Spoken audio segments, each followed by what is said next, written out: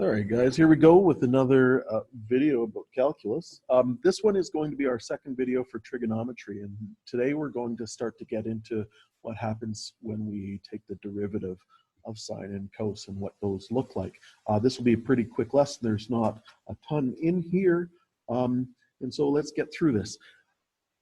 F of x is equal to sine x. We have up here on the top left, and it says, let's graph f prime. What does the derivative of this graph look like?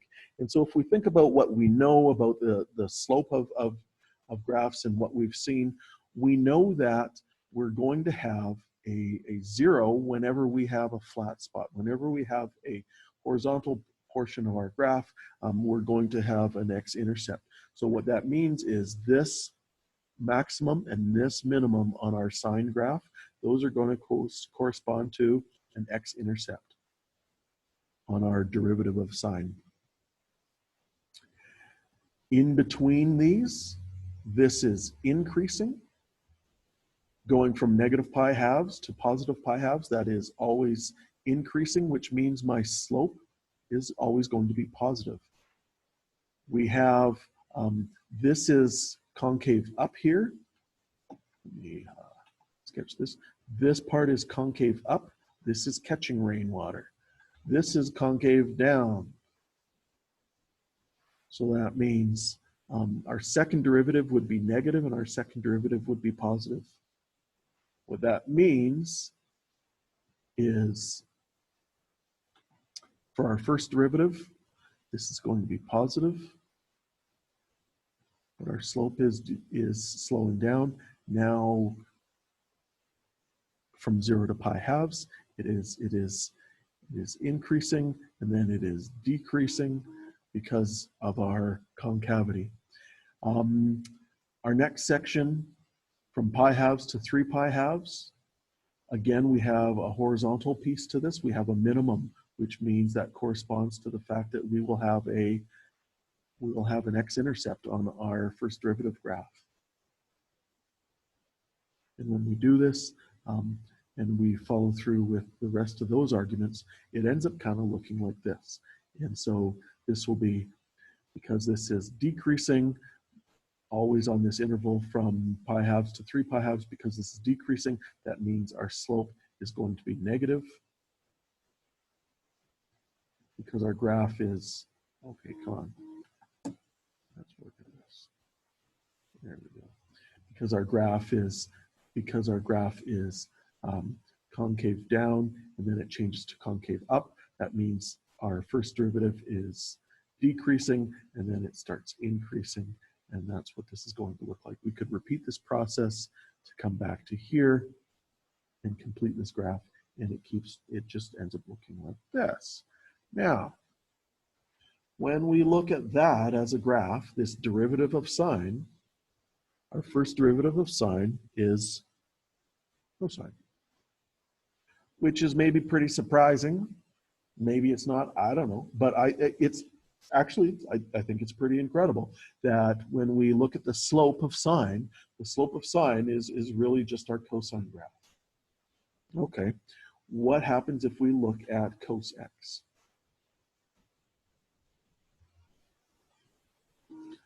So if we're looking at cosine x, we have a maximum here at 0. We have a minimum here at pi and at negative pi. Those correspond to x-intercepts. So we've got x-intercepts at negative pi, at 0, and at pi.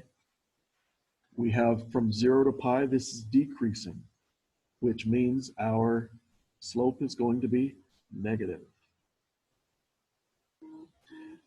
This portion is concave down from negative pi halves to positive pi halves. That's concave down, which means our first derivative is going to be decreasing that whole time. And our graph is going to look like this. Oops, nope, nope, nope. We're going to have a maximum here.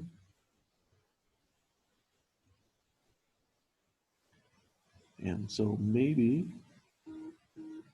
it shouldn't surprise us that this wave looks like a sinusoidal wave.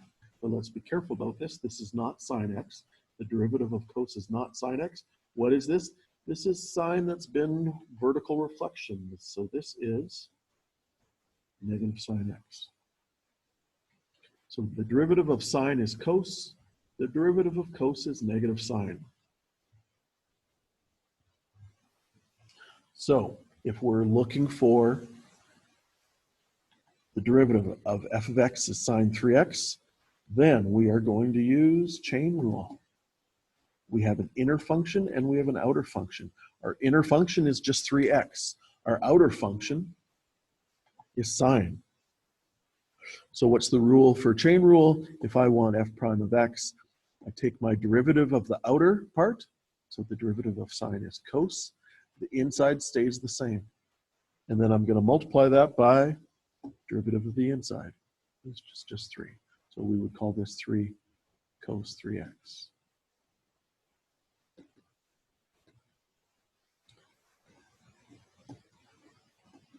If I've got 4 cos negative 2x squared minus x, we're going to chain rule this. This ends up being 4 times the derivative of cos is negative sine. The inside stays the same. But don't forget, now we need the derivative of the inside function. And so the derivative of the inside function is negative 4x minus 1.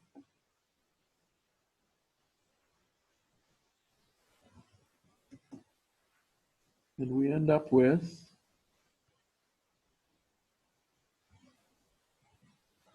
the fact that we've got negatives going on in here. Let's common factor that negative out and let's make it all cancel up really quite nicely. This ends up being 4 times sine of negative 2x squared minus x. We should be clear that this is times sine, that's not the sine of that product. Another thing that we can do, though, to just tidy this up a bit, is the fact that sine of negative x is equal to the negative of sine x. Sine of negative x is equal to the negative sine of x. What that means is if I rotate around in a negative direction, that's going to be the negative of, if this is negative x as an angle, that's x as an angle. The sine of this versus the sine of that, they will be negatives of each other. Don't think of it as that we're factoring -1 out of this, because that's certainly not what's going on here, but it is the fact that sine of negative x is equal to negative sine of x. And so kind of because we've got all this negative action going on in here, we can do that, and then this ends up being equal to, we should write this 4x plus 1 out front. Let's call it negative 16x minus 4 times sine 2x squared plus 1.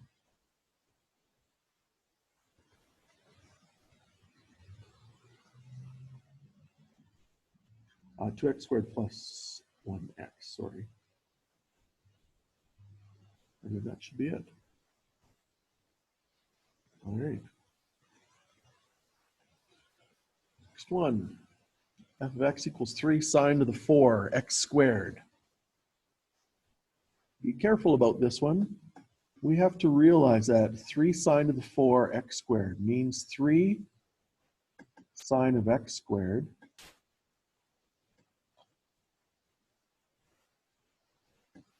that's to the 4. We have 4 factors of sine x squared. Sine x squared times sine x squared times sine x squared. So this notation, when we have powers of trig functions, sometimes that messes us up. So be careful about that, because that's going to be relevant for here, for chain rule. That means the outermost function is this 4. There's our outermost function. The middle function is taking sine of stuff. And then the very inside function is x squared. So we've got chain rule of chain rule. Uh-oh, okay. It might be in our interest to write it as 3 sine x squared to the 4. It might be in our best interest to write it like that. Minus 2 cosine to the 5. So cos x cubed to the 5 plus pi. So maybe let's write that step. And now let's chain rule this bad boy. What we end up with is 12. The inside stays the same, sine x squared. This is now cubed, times the derivative of the inside of that. The derivative of the inside of that is sine x squared, the derivative of which is cos. Inside of sine stays the same, so it's now still x squared. And then we're going to multiply that by the derivative of x squared, which is 2x. Ooh, chain of a chain. Nasty. Second term, this is going to be minus 10. Cosine x cubed stays the same. This is to the 1 less, so that's to the 4. Derivative of the inside of that is derivative of cos x cubed is going to be negative sine. Remember, derivative of cos is negative sine. That inner part stays the same, it's just x cubed. And then we're going to multiply that by the derivative of x cubed is 3x squared. Plus pi, we have plus pi hanging out on the end. Nope, that goes to 0. So that step is done. Just a second here. Let's do the next. All right, next step, let's just tidy this up a little bit. This is equal to 12 times that 2x makes this 24x. We should probably write this as sine cubed of x squared times cos x squared.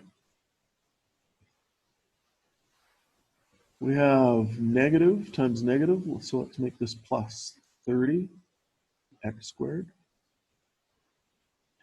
We have sine x cubed, and we have cos to the 4 x cubed.